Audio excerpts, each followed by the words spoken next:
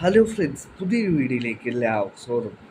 World cup qualifier റൗണ്ടിൽ ബ്രസീലിനും അർജന്റീനക്കും അവസാന round മത്സരം വിജയിക്കുവാനായി സാധിച്ചില്ല. ബ്രസീൽ ബൊളീവിയയോട് പരാജയപ്പെട്ടുകൊണ്ടാണ് അവസാന മത്സരം ഫിനിഷ് ചെയ്തിട്ടുള്ളത്. 1-0 ബൊളീവിയ ബ്രസീലിനെ തോൽപ്പിച്ചത്.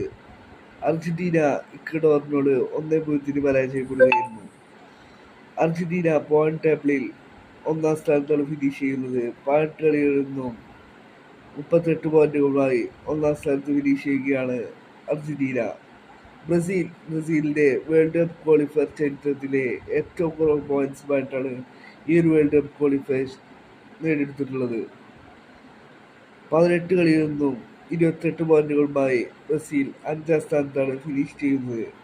ആഞ്ചലോട്ടിയുടെ കീഴിലുള്ള ബ്രസീലിന്റെ ആദ്യ തോൽവിയാണ് ബൊളീവിയക്കെതിരെ ബ്രസീൽ നേരിട്ടത്.